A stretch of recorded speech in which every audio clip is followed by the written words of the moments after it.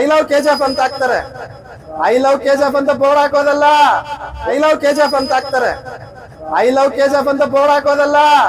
ಒಳ್ಳೆ ಜನರಿಗೆ ನೀರ್ ಕೊಡ್ಬೇಕು, ಜನರಿಗೆ ಒಳ್ಳೆ ನೀರ್ ಕೊಡ್ಬೇಕು, ಒಳ್ಳೆ ವಾತಾವರಣವನ್ನ ಕೊಡ್ಬೇಕು, ಕ್ಲೀನ್ ಆಗಿರ್ಬೇಕು.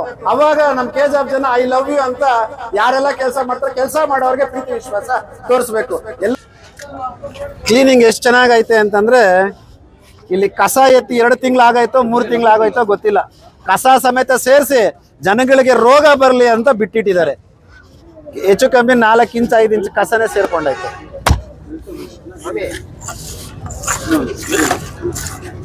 ಇದು ಕ್ಲೀನಿಂಗ್. ನಮ್ಮ ಕಮಿಷನರ್ ಸಾಹೇಬ್ರೆ ದಯವಿಟ್ಟು ಇದು ನೋಡಿ. ಇದೇನಾ ನಾವು ಕಂಡಂತ ಒಂದು ಕನಸಿನ ಕೆಜಿಎಫ್? ಎಷ್ಟು ದಿನ ಆಗೈತಿ ಇಲ್ಲಿ ಪ್ರೆಸಿಡೆಂಟ್ ಆದಂತವ್ರು ನೋಡ್ಬೇಕು. ಬೇರೆ ಬಸ್ ಸ್ಟ್ಯಾಂಡ್ಗೆ ಹೋಗ್ಬಿಟ್ಟು ಚೆಕ್ ಮಾಡಿ, ಎಷ್ಟು ಸುಂದರವಾಗಿರ್ತದೆ ಅಂದ್ರೆ ಅಲ್ಲಿ ಮಲ್ಕೋಬೇಕಂತ ಟಯರ್ಡ್ ಆದ್ರೆ ಮಲ್ಕೋಬಹುದು. ಬಟ್ ಈ ಜಾಗದಲ್ಲಿ ಬಂದು ತಾವು ಒಂದ್ಸಲ ನಿದ್ದೆ ಮಾಡಿದ್ರೆ ಗೊತ್ತಾಗತ್ತೆ. ಈ ಜಾಗದಲ್ಲಿ ಬಂದು ತಾವು 1 ಅವರ್ ಕೂತ್ಬಿಟ್ಟು ಹೋದ್ರೆ ಗೊತ್ತಾಗತ್ತೆ ದುರ್ವಾಸನೆ ಹೇಗೈತೆ, ಇಲ್ಲಿರ್ತಕ್ಕಂಥದ್ದು ಹೆಂಗಿರ್ತದೆ ಎಲ್ಲ ಚೆಕ್ ಮಾಡಿ. ದಯವಿಟ್ಟು ಇವತ್ತಾದ್ರೂ ಬಂದು ನಾಳೆ ಒಳಗಡೆ ಇದೆಲ್ಲ ಕ್ಲಿಯರ್ ಮಾಡಬೇಕು. ಇನ್ನೊಂದು 2-3 ದಿವಸದಲ್ಲಿ ಕ್ಲಿಯರ್ ಆಗಿಲ್ಲ ಅಂತಂದ್ರೆ ಕೆಜಿಎಫ್ ಬಸ್ ಸ್ಟ್ಯಾಂಡ್ ಬಂದ್ ಆಗೋದಂತೂ ಗ್ಯಾರಂಟಿ. ಇದಕ್ಕೆ ಸಂಬಂಧಪಟ್ಟ ಅಧಿಕಾರಿಗಳು ಉತ್ತರಿಸಬೇಕಾಗಿರುವಂತ ಪರಿಸ್ಥಿತಿ ಬಂದೇ ಬರುತ್ತೆ. ಫೇಸ್ಬುಕ್ ಕೇಳಪ್ಪ ನೋಡಿ, ಸಾರ್ವಜನಿಕರೇ, ಕೆಜಿಎಫ್ ಅಲ್ಲಿ ಬದುಕ್ತಿರ್ತಕ್ಕಂಥ ನಾಗರಿಕರೇ, ಮತ್ತೆ ಇಲ್ಲಿ ಬರ್ತಕ್ಕಂಥ ಬಸ್ ಸ್ಟ್ಯಾಂಡಿನ ಅಣ್ಣ ತಮ್ಮಂದ್ರೆ, ಅಕ್ಕ ತಂಗಿರೇ, ನನ್ನ ಪ್ರೀತಿಯ ವಿದ್ಯಾರ್ಥಿಗಳೇ, ಇಲ್ಲಿ ಕುಡ್ತಾ ಇರ್ತಕ್ಕಂಥ ನೀರಲ್ಲ ಇದು ವಿಷ ಅಂತ ನಾನು ನಿಮ್ಗೆ ಹೇಳ್ತಾ ಇದ್ದೀನಿ. ಇದು ಸಂಬಂಧಪಟ್ಟವ್ರ ಮೇಲೆ ನಾನು ಕಾನೂನು ಕ್ರಮ ಜರುಗಿಸ್ಬೇಕು, ಇಲ್ಲ ಅಂತಂದ್ರೆ ಉಗ್ರವಾದ ಹೋರಾಟನ ಮಾಡ್ತೀನಿ. ಶಿವ, ನಾಳೆ ಪಾರ್ ಇದು ಕಂಪ್ಲೇಂಟ್ ಹೇಳ್ದೆ, ಸ್ಟಾಲಿನ್ ಕಂಪ್ಲೇಂಟ್ ಹೇಳ್ಬಿಟ್ಟು ಎಲ್ಲಾರ್ಗೂ ಕೊಡಪ್ಪ. ಲಾಸ್ಟ್ ಇಯರ್ಗೆ ರೀಚ್ ಸಾಕಾದಲ್ಲ,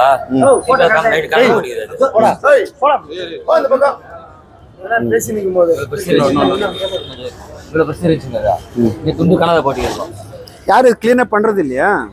காலைல ஒரே டைம் சார் க்ளீன் பண்றது, சாயங்காலத்துல க்ளீன் பண்றது. பப்ளிக் இது எதுவும் பிரச்சனை மாதிரி இல்லையா? யார் சார் இது நோண்டி ரொம்ப நாள் ஆச்சு, இத பத்தி கேரே பண்ணிக்கல. இது எவ்வளவு நாள் ஆச்சு? 2-3 வாட்டி லேடிஸ்ங்க ஓடிறாங்க சார். லேடிஸ் வாக்கில 1 மாசம் கிட்ட ஆகுது சார். லேடிஸ்ங்க ரொம்ப பேர் ஓடிட்டாங்க இதனால. இதனால அந்த சைடு சார், இந்த சைடும் சரி அந்த சைடும் சரி. யாருக்கும் சொல்லியா சார் இதுமே? நோண்டியா பாருங்க. இது வந்து இன்னும் பிளாஸ்டிங் பண்ணல. எவ்வளவு நாள் ஆச்சு இது? 3 மாசம் ஆச்சு. 3 மாசம் ஆச்சு சார். லேடிஸ்ங்க கீழ வந்துறாங்க, அந்த வில்லேஜ் வண்டில ஏறுறாங்க. இதெல்லாம் தண்ணி எப்படி வருதுங்க? வண்டிக்கு வராங்க சார். இங்கே வண்டி கழுவுறாங்க. இது பாரு சார், இதெல்லாம் அப்படியே சேர்ந்துருக்கு. மண்ணு போடுறாங்க கத்தி இல்லையா இங்க? இல்ல சார், யாரும் நம்ம முனிசிபல்ல கூட யாரும் கண்டுக்க மாட்டாங்க. யாருமே இல்ல சார். இவர் யாரு? இவரு இங்கே தான் சார். அதுதான் நான் பிரச்சனை. கஸ்டமர்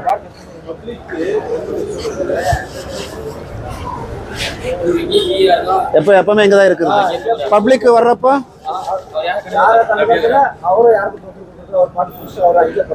குடிச்சிட்டு இங்க படுக்கிறதா?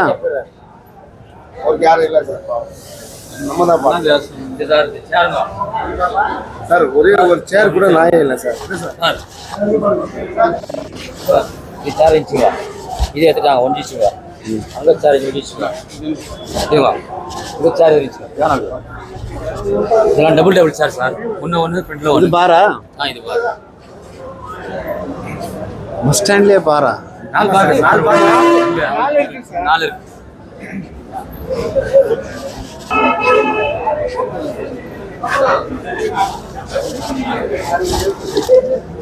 ಸರ್ ಎಷ್ಟು ವರ್ಷದಿಂದ ಆಯ್ತು ಸರ್ ಈ ಬಾರ್ ಇದು? 40 years. 40 years. 40 வருஷத்துல இருந்தமே பாரு. பாரு, நம்ம கவர்மெண்ட் என்ன வேணாலும் இந்த பஸ் ஸ்டாண்ட்லயே கிடைக்குது சார். சார் டபுள் சேர் போட்டுதுங்க. இது ஒன்று அது கண்டுக்காத விட்டாங்க. அப்படியே இது சேர் என்ன ஆச்சு ஏதாச்சும் தெரியல. இதா ஒரு சேர் இங்கே ஒரு சேர். எவ்வளோ நாள் ஆச்சு இது போடுச்சு? இது போட்டு சுமார் 2 வருஷம் ஆச்சு சார். சேர் விட்டு வேணா எனக்கு போச்சு தெரியல. இது சேரு, அந்த சேரு.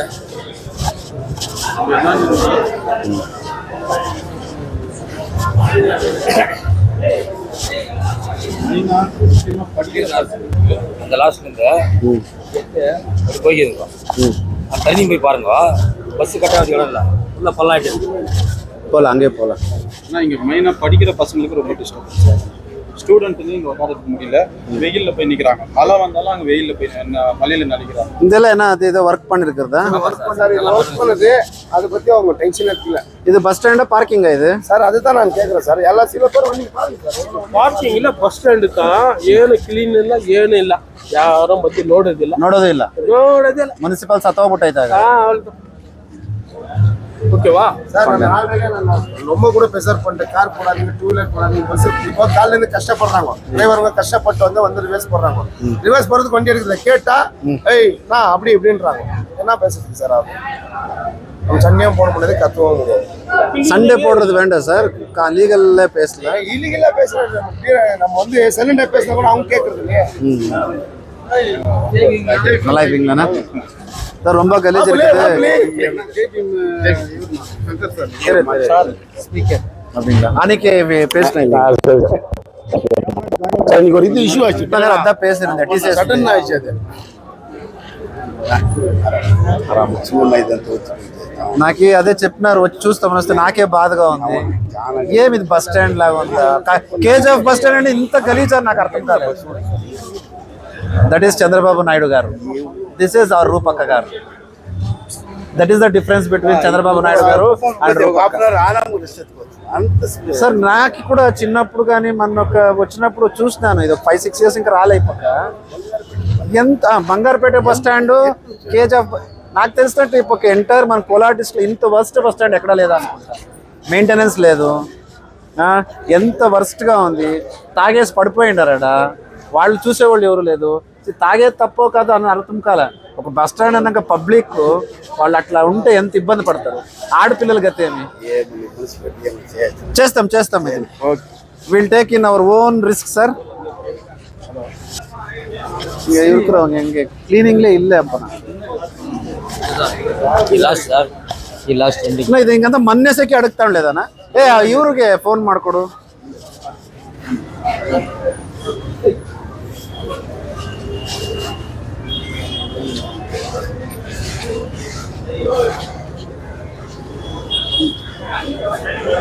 ಸರ್ ಇಷ್ಟು ನೋಡ್ಕೊಂಡು ಇನ್ನ ಸುಮ್ಮನೆ ಇದ್ದೀರಲ್ಲ ಸರ್? இல்ல இப்போ நாங்க ஒரு டைம் கம்ப்ளைண்ட் பண்ணி தான் நான் இதெல்லாம் தண்ணி வெளியே பண்ணிச்சு. கம்ப்ளைண்ட் பண்ணி தண்ணி ரோடெல்லாம் போகும். ನಮಸ್ತೆ ಸಾಹೇಬ್ರೆ, ಕಮಿಷನರ್ ಸಾಹೇಬ್ರೆ, ಆರಾಮಿದ್ದೀರಾ? ಹೌದ್ರಾ? ಏನಿಲ್ಲ ಸಾಹೇಬ್ರೆ, ನಮ್ಮ KGFನಲ್ಲಿ ಸುಮಾರು ನಾಗರಿಕರು ಕಂಪ್ಲೇಂಟ್ ಮಾಡ್ತಾಯಿದ್ರು ಬಸ್ ಸ್ಟ್ಯಾಂಡ್ಗೆ ಒಂದ್ಸಲ ಬಂದು ವಿಸಿಟ್ ಮಾಡಿ ಅಂತ. ನಾನು ಬಂದೆ. ಇಲ್ಲಿರ್ತಕ್ಕಂಥ ಪರಿಸ್ಥಿತಿ ನೋಡಿದ್ರೆ ಜನರು ಹೋರಾಡ್ದಂಗೆ ಇಲ್ಲ ಸಾಹೇಬ್ರೆ. ಇಲ್ಲಿ ಅಷ್ಟೊಂದು ಹದಗೆಟ್ಬಿಟ್ಟೈತೆ. ಕ್ಲೀನಿಂಗ್ ಇಲ್ಲ, ಅಗ್ದಿರೋ ಅಂಥದ್ದು 3 ತಿಂಗಳಾಯ್ತಂತೆ. ಎಂಥದ್ದು ಇಲ್ಲ. ಬಸ್ ಸ್ಟ್ಯಾಂಡ್ ಪಾರ್ಕ್ ಮಾಡೋ ಜಾಗದಲ್ಲಿ, ಬಸ್ ಪಾರ್ಕ್ ಮಾಡೋ ಜಾಗದಲ್ಲಿ ಕಾರುಗಳು 2 wheeler ಪಾರ್ಕ್ ಮಾಡಿದ್ದಾರೆ. ಸರಿ, ಅದೆಲ್ಲಾದ್ರೂ ಹೋಗಲಿ. ಈ ನಮ್ಮ ಸ್ವಚ್ಛ ಭಾರತ್ ಅಂತ ಏನೊಂದು ಮಿಷನ್ ಐತೆ, ಅದಕ್ಕೆ ವಿರೋಧವಾಗಿ ಐತೆ ಸರ್ ನಮ್ಮ KGF ಬಸ್ ಸ್ಟ್ಯಾಂಡ್. ದಯವಿಟ್ಟು ತಮ್ಮಲ್ಲಿ ಮನವಿ ಮಾಡ್ತಾ ಇದ್ದೀನಿ ಸಾಹೇಬ್ರೆ. ಸುಮಾರು 100 ಜನ ಇದ್ದಾರೆ. See we have a great hopes on our KGF municipal and our commissioner sir. ಇದೊಂದು ಅಗದಿದ್ದಾರೆ ಸಾಹೇಬ್ರೆ. ಇಲ್ಲಿ 3 ತಿಂಗಳಾಯ್ತಂತೆ. ಇವತ್ತರೆಗೂ ಅದಕ್ಕೆ ಅಟ್ಲೀಸ್ಟ್ ಅದು ಒಂದು ಟೈಲ್ಸ್ ಆಗೋ ಕೆಲಸ ಬೇಡ, ಒಂದು ಮಣ್ಣಾಕಿ ಮುಚ್ಚಬೇಕು. ಹೆಣ್ಣು ಮಕ್ಕಳು ಬಿದ್ದೋದ್ರಂತೆ ನೆನ್ನೆ. ಇಂಥ ವಿದ್ಯಾರ್ಥಿಗಳು ಬಂದರೂ ಆಗಲ್ವಂತೆ ಸರ್. ದಯವಿಟ್ಟು ನಾಳೆ ವಿಸಿಟ್ ಮಾಡಬೇಕು ನಾನು, ಯಾಕಂದರೆ ತಮ್ಮಲ್ಲಿ ಮನವಿ ಮಾಡ್ಕೊಳ್ತಾ ಇದ್ದೀರಿ. ಪಬ್ಲಿಕ್ ತುಂಬ ಅನಾನುಕೂಲ ಆಗೈತೆ ಸರ್. ನಿಮಗೆ ಬೇಕಂದ್ರೆ ಒಂದು ವಿಡಿಯೋ ಶೇರ್ ಮಾಡೋಕ್ಕೆ ಹೇಳ್ತೀರಿ. ತಮ್ಮವ್ರು ಯಾರಾದ್ರೂ ಇದೆ ಸ್ವಲ್ಪ ಬೇಗ ಬಂದು ವಿಸಿಟ್ ಮಾಡಿ ಕೂಡಲೇ ಕ್ರಮ ತಗೋಬೇಕು ಸರ್, ಪ್ಲೀಸ್. ಥ್ಯಾಂಕ್ ಯು ಸಾಹೇಬ್ರೆ. ಇಲ್ಲಿಂದ ಮಾಡಿದ್ದೆ ಸರ್, ಲಾಸ್ಟ್ ಊರಿಗೆ ಮಾಡಿದಾರಾ? ಹಿಂಗಾಗ್ಬಿಟ್ಟಿದೆ ಸರ್ ಅಲ್ಲ.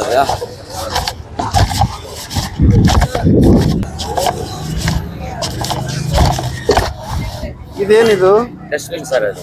ಎಲ್ಲೋಯ್ತು ನೋಡಿ. ನಮ್ಮ ನಗರಸಭೆಯ ಅಧಿಕಾರಿಗಳು ಯಾವ ರೀತಿ ಇದ್ದಾರೆ ಅಂತಂದ್ರೆ, ಇದಕ್ಕೆ ಸರ್ಕಾರದಿಂದ ಹಣ ನೋಡಿದ್ರೆ, ಬಿಲ್ ನೋಡಿದ್ರೆ ಸಾವಿರಾರು ರೂಪಾಯಿ, ಲಕ್ಷಾಂತರ ರೂಪಾಯಿ ಹಾಕಿರ್ತಾರೆ. ಎಲ್ಲೋಯ್ತೋ ಗೊತ್ತಿಲ್ಲ. டஸ்ட்பினே இல்லை சார். பைப் பண்ணி தான் போட்டுக்கிறாங்க. டஸ்ட்பின் போடுறதுக்கு ஒன்றுமே இல்லை.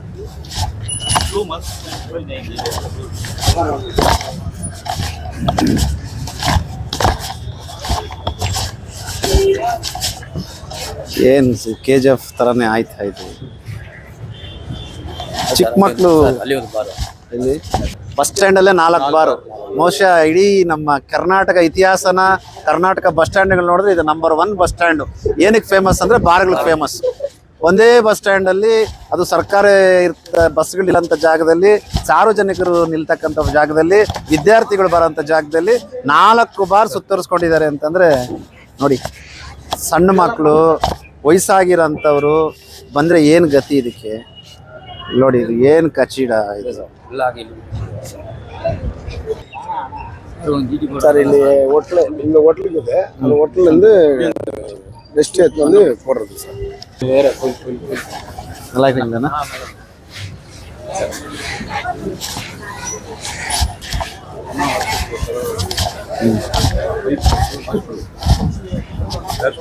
நல்லா இருக்குங்களா?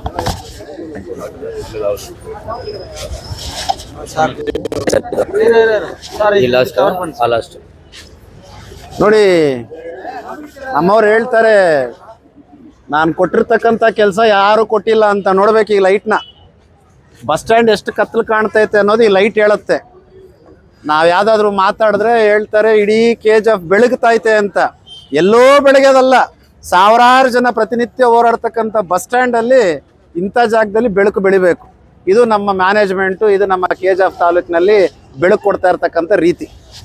ನೋಡಿ ಎಷ್ಟು ಕತ್ಲೈತೆ ನೋಡಿ. ಇಲ್ಲಿ ಹೆಣ್ಣು ಮಕ್ಕಳ ಪರಿಸ್ಥಿತಿ ಯಾವುದಾದ್ರೂ ಮಾತಾಡಿದ್ರೆ 108 ಮಾತಾಡ್ತಾರೆ. ಇಂಥ ಪರಿಸ್ಥಿತಿ ಕೇಳೋರಿಲ್ಲ, ಹೇಳೋರಿಲ್ಲ. ಶಾಸಕರು ಇದ್ರ ಬಗ್ಗೆ ನೋಡ್ತಾರ ಇಲ್ವೋ ನನಗಂತೂ ಗೊತ್ತಿಲ್ಲ.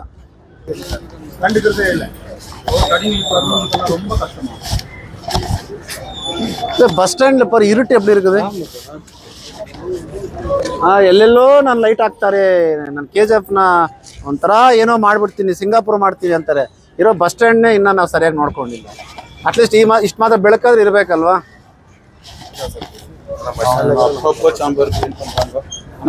ஃபர்ஸ்ட் வந்து இதெல்லாம் பிளாக் ஆயிடுது. பைப் போட்டுக்கிறதுனால அதை நோண்டிட்டு போடாத வச்சுக்கிறாங்க. அவ்வளோதான்.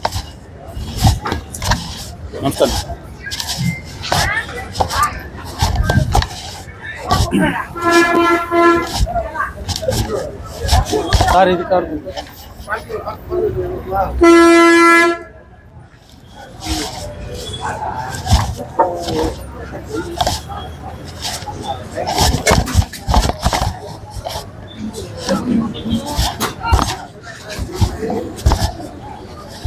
ಇವತ್ತು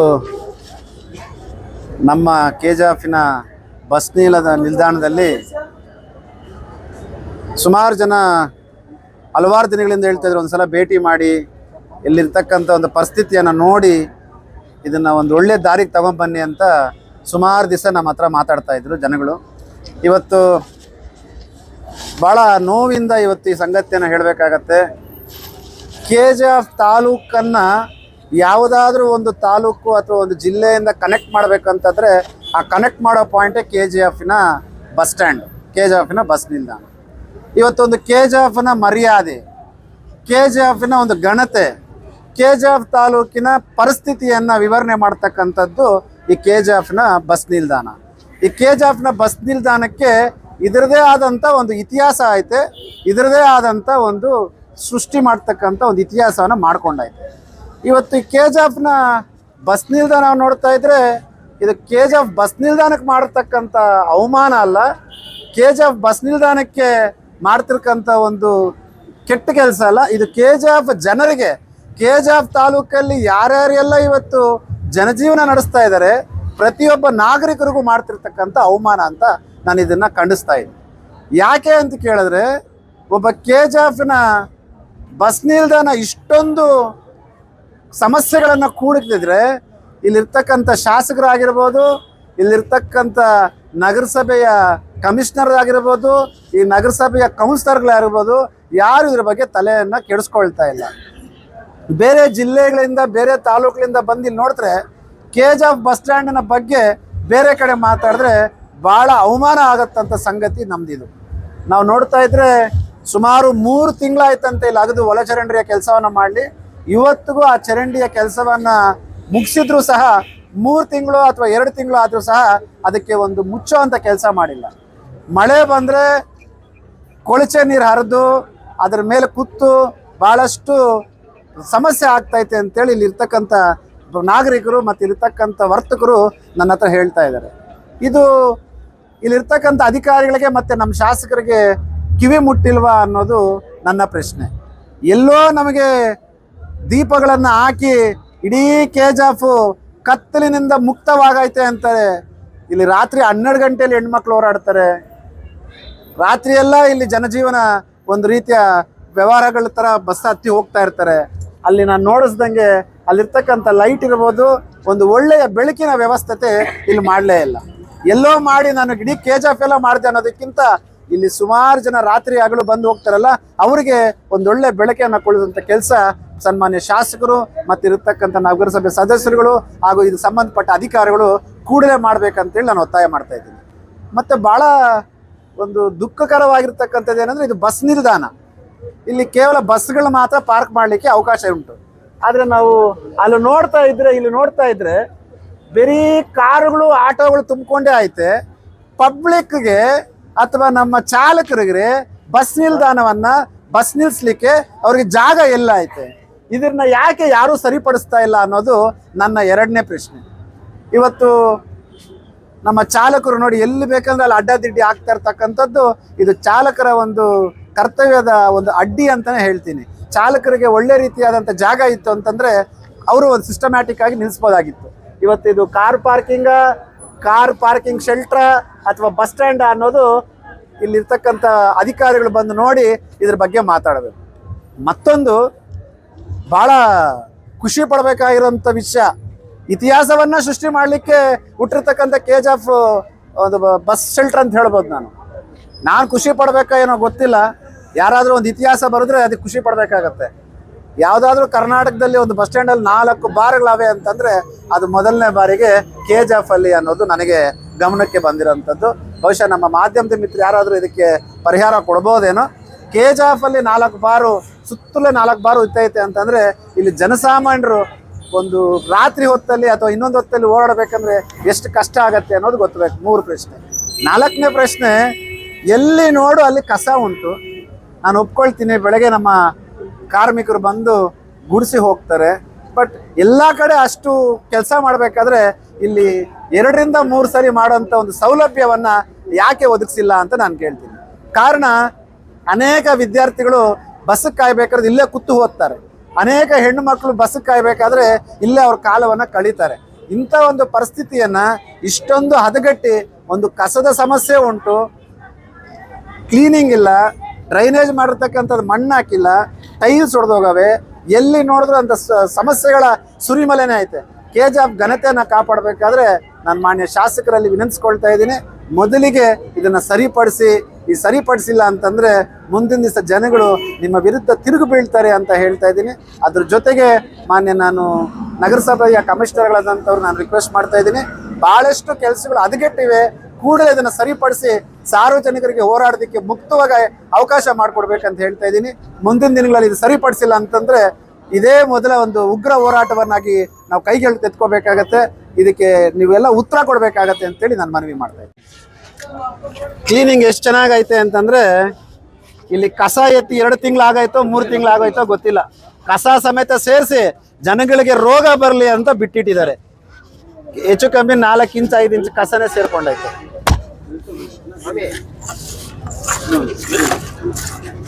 ಇದು ಕ್ಲೀನಿಂಗ್.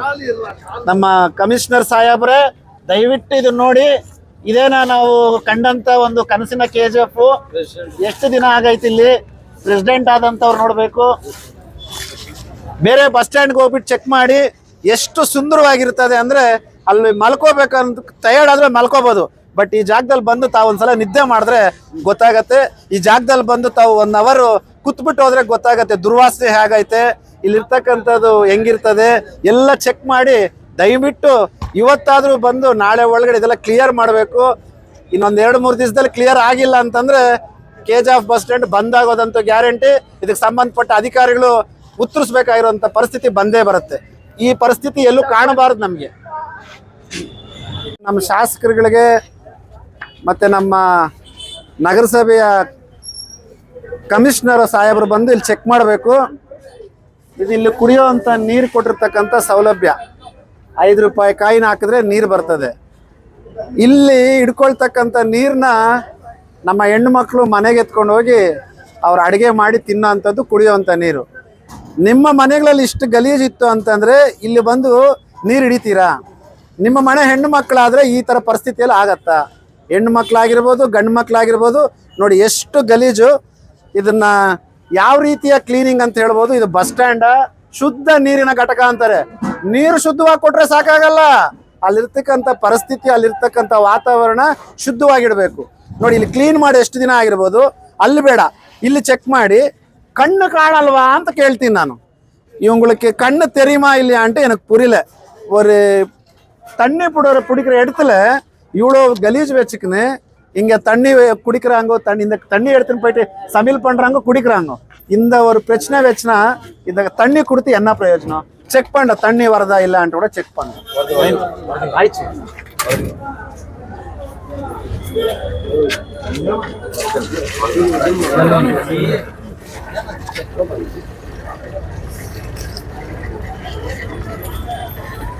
ದಯಮಾಡಿ ನಗರಸಭೆ ಅಧ್ಯಕ್ಷರೇ, ಬ್ಲೀಚಿಂಗ್ ಪೌಡರ್ ಜಾಸ್ತಿ ಕಾಣ್ತಾ ಐತೆ, ಯಾರಾದರೂ ಬಂದು ಕುಡಿದು ನೋಡ್ರಿ. ಬ್ಲೀಚಿಂಗ್ ಪೌಡರ್ ಅಂತ ಗೊತ್ತಿಲ್ಲ, ಯಾವ ಪೌಡರ್ ಅಂತ ಗೊತ್ತಿಲ್ಲ. ಬಹುಶಃ ನನಗೆ ಅನಿಸ್ತಾ ಇದ್ದಂಗೆ ಇನ್ನೊಂದ್ಸಲ ಚೆಕ್ ಮಾಡೋದು ಭಾಳ ಉತ್ತಮ ಅನಿಸುತ್ತೆ. ಯಾಕೆ ಅಂತಂದರೆ ಕನಿಷ್ಠ ಪಕ್ಷ ನೀರನ್ನ ಚೆಕ್ ಮಾಡೋಕ್ಕೆ ಬಂದಾಗಾದರೂ ನಿಮ್ಮ ಡಿಪಾರ್ಟ್ಮೆಂಟ್ ಅವ್ರಿಗೆ ಇದು ಗೊತ್ತಾಗತ್ತೆ.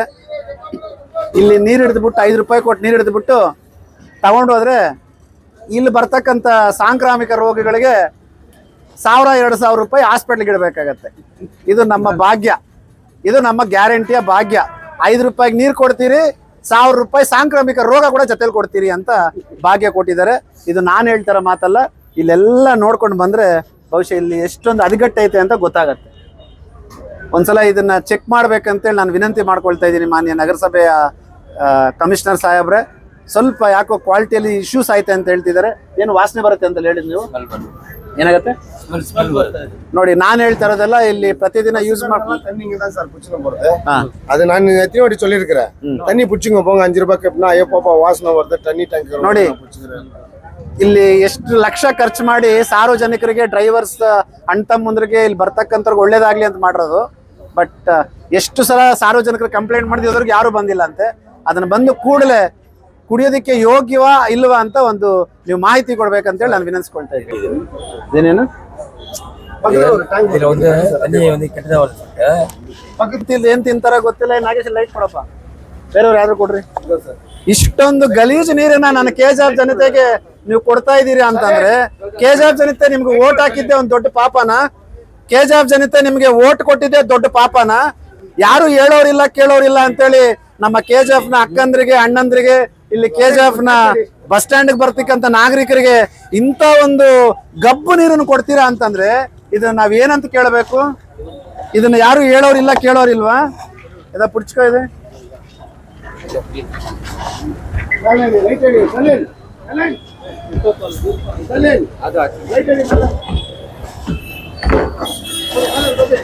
ಸರ್ ಬನ್ನಿ ಸರ್, ಇಲ್ಲಿ ನೋಡಿ, ಸಾರ್ವಜನಿಕರೆಲ್ಲ ಇದನ್ನ ನೋಡ್ಬೇಕು. ನಮ್ಮ ಕೆಜಿಎಫ್ ನಗರಸಭೆಯವರು ಮತ್ತೆ ನಮ್ಮ ಶಾಸಕರುಗಳು, ಇಲ್ಲಿ ಜನಪ್ರತಿನಿಧಿಗಳಾದಂಥವ್ರು ನಮ್ಗೆ ಎಂತ ಕುಡಿಯೋ ನೀರನ್ನು ಕೊಡ್ತಾ ಇದ್ದಾರೆ ಅಂತ ತಾವೆಲ್ಲ ಅಬ್ಸರ್ವ್ ಮಾಡಬೇಕು. ನಿಮ್ಗೆ ಏನಾದ್ರು ಮಾನ ಮರ್ಯಾದೆ ಅನ್ನೋದು ಇತ್ತಂತಂದ್ರೆ ಯಾರೇ ಆಗ್ಲಿ ನೋಡಿ, ಬರೀ ಒಂದು ಬ್ಲೀಚಿಂಗ್ ಪೌಡರ್ ಹಾಕ್ಬಿಟ್ಟು ಜನಗಳ ಒಂದು ಹೆಲ್ತ್ ಹತ್ರ, ಅವ್ರ ಆರೋಗ್ಯದ ಹತ್ರ ಆಟ ಆಡ್ತಾ ಇದ್ದಾರೆ ಇವರೆಲ್ಲ. ನೋಡ್ತಾ ಇದ್ರೆ ನೋಡಿ, ಆ ಟ್ಯಾಂಕ್ ಕ್ಲೀನ್ ಮಾಡಿ ನೋಡಿ, ವೈರಸ್ ಕೀಟನಾಶಕಗಳು ನೋಡಿ ಎಲ್ಲ ಕಾಣಿಸ್ತಾ ಐತೆ. ಟ್ಯಾಂಕ್ ಕ್ಲೀನ್ ಮಾಡೋದು ಎಷ್ಟು ವರ್ಷ ಆಯ್ತೋ ಗೊತ್ತಿಲ್ಲ. ನೋಡಿ ಹೆಂಗಾಗೈತೆ ನೋಡಿ. ಇಂಥ ನೀರನ್ನ ನನ್ನ ಅಣ್ಣ ತಮ್ಮಂದ್ರು ಕೊಡ್ತಾರೆ, ನನ್ನ ಅಕ್ಕ ತಂಗಿರು ಕೊಡ್ತಾರೆ ಅಂತಂದ್ರೆ ಇವ್ರಿಗೆ ದೇವರು ಒಳ್ಳೇದ್ ಮಾಡ್ತಾರ? ಇದನ್ನ ಯಾರು ಈ ರೀತಿ ಮಾಡ್ತಾರೆ ಅವ್ರಿಗೂ ಕುಷ್ಠರೋಗ ಬಂದು ಹೋಗ್ತಾರೆ ಅಂತ ಹೇಳ್ತಾ ಇದ್ದೀನಿ ನಾನು. ನಿಮ್ಮನ್ನ ನಂಬಿ ಜನ ಆಯ್ಸ್ ಕಳ್ಸಿರೋಂಥದ್ದು ಇಂಥ ಒಂದು ನೀರು ಕೊಡ್ತಾ ಇದ್ದೀರಾ ನಮ್ಮ ಕೆಜಿಎಫ್ ಜನತೆಗೆ ಅಂತಂದ್ರೆ, ಫೋಟೋ ಹೊಡ್ಕೋ ಅದನ್ನ. ವಿಡಿಯೋ ಪಂಡ್ ಸ್ಟಾಲಿನ್ ಕೊಡ್ಲಾ ಅವ್ನ ಹೆಲ್ತ್ ನಮ್ಮ ಇವ್ರ ಕೇಳಪ್ಪ. ನೋಡಿ ಸಾರ್ವಜನಿಕರೇ, ಕೆಜಿಎಫ್ ಅಲ್ಲಿ ಬದುಕ್ತಿರ್ತಕ್ಕಂಥ ನಾಗರಿಕರೇ, ಮತ್ತೆ ಇಲ್ಲಿ ಬರ್ತಕ್ಕಂಥ ಬಸ್ ಸ್ಟ್ಯಾಂಡಿನ ಅಣ್ಣ ತಮ್ಮಂದ್ರೆ, ಅಕ್ಕ ತಂಗಿರೇ, ನನ್ನ ಪ್ರೀತಿಯ ವಿದ್ಯಾರ್ಥಿಗಳೇ, ಇಲ್ಲಿ ಕುಡ್ತಾ ಇರ್ತಕ್ಕಂಥ ನೀರಲ್ಲ ಇದು ವಿಷ ಅಂತ ನಾನು ನಿಮ್ಗೆ ಹೇಳ್ತಾ ಇದ್ದೀನಿ. ಇದು ಸಂಬಂಧಪಟ್ಟವ್ರ ಮೇಲೆ ನಾನು ಕಾನೂನು ಕ್ರಮ ಜರುಗಿಸ್ಬೇಕು, ಇಲ್ಲ ಅಂತಂದ್ರೆ ಉಗ್ರವಾದ ಹೋರಾಟನ ಮಾಡ್ತೀನಿ. ಶಿವ, ನಾಳೆ ಪಾರ್ ಇದು ಕಂಪ್ಲೇಂಟ್ ಹೇಳ್ತೀವಿ. ಸ್ಟಾಲಿನ್ ಕಂಪ್ಲೇಂಟ್ ಹೇಳ್ಬಿಟ್ಟು ಎಲ್ಲಾರ್ಗೂ ಕೊಡಪ್ಪ. ಜನಕರು ಇದನ್ನು ಗಮನಿಸಬೇಕು. ಇಲ್ಲಿರ್ತಕ್ಕಂಥ ಬ್ಯಾಕ್ಟೀರಿಯಾಸ್, ಜಮ್ಸ್ ಮತ್ತು ವೈರಸ್ಗಳು ಎಲ್ಲೆಲ್ಲಿ ಏನೇನು ಬೇಕೋ ಎಲ್ಲ ಈಗ ನಮ್ಮ KGF ಬಸ್ ಸ್ಟ್ಯಾಂಡ್ಗೆ ಬಂದರೆ ಅವ್ರಿಗೆ ಇಲ್ಲಿ ಸಿಗತ್ತೆ. ಇಲ್ಲಿ ಸೂಕ್ಷ್ಮವಾಗಿ ಗಮನಿಸಿ, ಗಮನಿಸಿದ್ರೆ ನಿಮ್ಗೆಲ್ಲ ಕಾಡ್ತಿರ್ತಕ್ಕಂಥ ಹುಳ ಕಾಣುತ್ತೆ. ಇಲ್ಲಿ ಬದುಕಿರ್ತಕ್ಕಂಥ ಹುಳುಗಳು, ಸತ್ತಿರ್ತಕ್ಕಂಥ ಹುಳುಗಳು ಎಲ್ಲನೂ ಕಾಣುತ್ತೆ. ಇಲ್ಲಿಂದ ನಮ್ಮ KGF ಜನರಿಗೆ ನೀರು ಕುಡಿಯುವಂಥದ್ದು. ಒಳಗಡೆಯಿಂದ ಅಲ್ಲಿ ನೀರು ಇಲ್ಲಿ ಬಂದು ಇಲ್ಲಿಂದ ಅಲ್ಲಿ ಬರೋದು. ನಾಳೆ ಇದನ್ನ ಕಂಪ್ಲೇಂಟ್ ಮಾಡಪ್ಪ.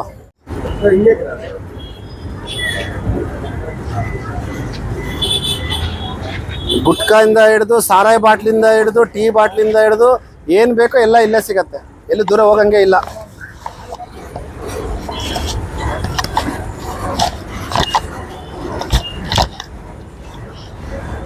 ನೋಡಿ, ಇದು ಬಿದ್ದೈತೆ ಅಲ್ಲಿ ಸಾರಾಯಿ ಬಾಟ್ಲು. ಇದು ನಮ್ಮ ಕ್ಲೀನಿಂಗ್, KGF ಕ್ಲೀನಿಂಗ್. ಅಲ್ಲಿ ಐ ಲವ್ KGF ಅಂತ ಹಾಕ್ತಾರೆ. ಐ ಲವ್ KGF ಅಂತ ಬೋರ್ಡ್ ಹಾಕೋದಲ್ಲ. ಒಳ್ಳೆ ಜನರಿಗೆ ನೀರು ಕೊಡಬೇಕು, ಜನರಿಗೆ ಒಳ್ಳೆ ನೀರು ಕೊಡಬೇಕು, ಒಳ್ಳೆ ವಾತಾವರಣವನ್ನು ಕೊಡಬೇಕು, ಕ್ಲೀನ್ ಆಗಿರ್ಬೇಕು. ಅವಾಗ ನಮ್ಮ KGF ಜನ ಐ ಲವ್ ಯು ಅಂತ ಯಾರೆಲ್ಲ ಕೆಲಸ ಮಾಡ್ತಾರೆ, ಕೆಲಸ ಮಾಡೋರಿಗೆ ಪ್ರೀತಿ ವಿಶ್ವಾಸ ತೋರಿಸ್ಬೇಕು. ಎಲ್ಲೋ ಒಂದು ಕಡೆ ಐ ಲವ್ ಬೋರ್ಡ್ ಹಾಕ್ಬಿಟ್ಟು ನಾನು ಸಾಧನೆ ಮಾಡಿದ್ದೀನಿ ಅಂದವಲ್ಲ. ಈ ರೀತಿದೆಲ್ಲ ಒಂದು ಸಾಧನೆಗಳನ್ನ ಮಾಡಿ ಸ್ವಚ್ಛವಾಗಿಟ್ಟು ನಮ್ಮ KGF ನಾಗರಿಕರು ಕೊಟ್ರೆ ಒಳ್ಳೇದು. ಸಾರಾಯಿ bottle, juice bottle, Pan Parag, ಅನ್ಸ್ ಪಾಕೆಟ್ಟು, ಹಳೆ ಬಟ್ಟೆ ಏನ್ ಬೇಕೋ ಇಲ್ಲೇ ಸಿಗತ್ತೆ, ಎಲ್ಲೂ ಹೋಗಂಗಿಲ್ಲ. KGFಗೆ ಜನಪ್ರತಿನಿಧಿಗಳು ಓಟ್ ಹಾಕಿದ್ದಕ್ಕೆ ಏನ್ ಸಿಗತ್ತಂದ್ರೆ ಎಲ್ಲ ಫ್ರೀ. ಆ ಫ್ರೀ ಜೊತೆ ಇದನ್ನು ಫ್ರೀನೇ ತಗೊಳ್ರಿ. இளைஞர்களுடைய நம்பிக்கை நட்சத்திரமாக விளங்கி கொண்டிருக்கின்ற மதிப்புக்குரிய உயர் திரு மோகன் கிருஷ்ணா அவர்களுக்கு இன்னைக்கு KGFல பஸ் ஸ்டாண்டில் விசிட் பண்ணிக்கிறாரு. மக்களுடைய குறைகளை பார்த்துக்கிறாரு. ஒரு நாளும் மக்களுடைய குறைகள் என்னென்னன்றதை ஸ்ட்ரைட்டாக வந்து விசிட் பண்ணிக்கிறாரு. இந்த தங்கவேலினுடைய வருங்காலம் அவர் இளைஞர் சமுதாயத்தினுடைய விடிவெளியாக விளங்கி கொண்டிருக்கின்ற நம்முடைய எழுச்சி மோகன் கிருஷ்ணா அவர்களுக்கு நன்றி தெரிவித்துக் கொண்டு எல்லா மக்களுடைய பிரச்சனைலாம் பார்த்துக்கிறாரு. இன்னைக்கு பஸ் ஸ்டாண்ட் எப்படி இருக்குது பாரு. இன்னைக்கு சரியான ட்ரைனேஜ் கிடையாது, ரோடு வசதி கிடையாது, லைட்டு கிடையாது. டைரக்டா வந்து இன்னைக்கு வந்து பஸ் ஸ்டாண்ட்ல வந்து இன்னைக்கு வந்து என்ன டைரக்டா வந்து இன்னும் மக்களுடைய பிரச்சனை என்ன இருக்குது, என்ன பார்க்குறாங்க, ஏது பார்க்குறாங்க, எப்படி இருக்குது, என்ன ஆகுதுன்னு சொல்லிட்டு மக்களுடைய அன்றாட பிரச்சனை சந்திக்கக்கூடிய ஒரே எழுச்சி நாயகனாக விளங்கி கொண்டிருக்க தங்கவேலுடைய விடிவெளி. நாளைய சரித்திரம் சொல்லணும், தங்கவேலுடைய சரித்திரம் சொல்லணும். நாளைக்கு மோகன் கிருஷ்ணா அவர்கள் இன்னைக்கு அவருடைய இன்னைக்கு தங்கவேலு மக்களுடைய மனதில், இளைஞர் சமுதாயத்தினுடைய மனதில் அவர் கொள்ளை கொண்டிருக்கிறார். எல்லா மைனிங் பகுதியில் எல்லா இடத்துல இருக்கிறாரு மோகன் கிருஷ்ணா அவர்கள். தர்மமானவர், எந்த ஒரு கஷ்டம் சொன்னாங்களோ அவர் முன்னே நிற்கிறாரு. இன்னைக்கு பெம்பல்ல வந்து இருக்கும் போதோ என் கூட உட்காந்து பெம்பல்ல வந்து தர்ணா பண்ணும் போதோ ஒரு நாள் கூட உட்காந்து அவர். தொழிற்சங்கத்தை மதிக்கிறவர், தொழிலாளர் மதிக்கிறவர், மக்களுடைய குறைகள் சொல்லக்கூடிய ஒரே தலைவர் சொன்னாக்கா மோகன் கிருஷ்ணா தான். தங்கவேலுடைய விடிவெள்ளி, தங்கவேலு மக்களுக்காக ஒரு விடிவெளி பிறகுனாக்கா அது மோகன் கிருஷ்ணா மட்டும் தான் முடியாது. வேற யாரும் கிடையாது. மக்களுடைய பிரச்சனை பேசக்கூடிய யாரும் எந்த தலைவரும் கிடையாது. இன்னைக்கு மோகன் கிருஷ்ணா வந்து அவருக்கு ஆதரவு ஒட்டுமொத்த தங்கவேலு மக்களும் அவர் பின்னால் நின்று அவர் ஆதரிக்கணும், அவரை இது பண்ணணும், அவர் மேல் நோக்கணும், மக்களுடைய பணிகளை செய்யணும் கேட்டுக்கொண்டு நடந்து வந்தாரு. காலில் சராசரி மனுஷனா வந்து ரோடு பார்த்தாரு, ட்ரைனேஜ் பார்த்தாரு, லைட்டை பார்த்தாரு, எல்லாம் பார்த்துட்டு என்ன குறை மக்கள் நேருக்கு நேரம் மக்களுடைய பிரச்சனை நேருக்கு நேரம் சந்தித்து மக்கள் என்ன பிரச்சனை கேட்கக்கூடிய ஒரே இதுதான். பதவி இல்லை, பதவி கிடையாது, எதுவுமே கிடையாது. ஆனால் மக்களுடைய பிரச்சனை அன்றாட யோசிக்கக்கூடிய இளைஞர் சமுதாயம் மோகன் கிருஷ்ணா அவர்கள். இளைஞர் சமுதாயத்தினுடைய விடிவெள்ளி. இன்னைக்கு ஃபுல்லாக பஸ் ஸ்டாண்ட் பார்த்தாரு. இப்போ ஃபோன் பண்ணாரு, சம்பந்தப்பட்ட அதிகாரி ஃபோன் பண்ணாரு, இப்படி இருக்குது அப்படி இருக்குன்னு சொல்லி சொன்னாரு. நிச்சயமா ஒரு விடிவெளி பிறகு சொன்னாக்கா வருங்காலத்தினுடைய எழுச்சி நாயகனாக விளங்கக்கூடிய மோகன் கிருஷ்ணா ஆதரிக்கணும்னு கேட்டுக்கொண்டு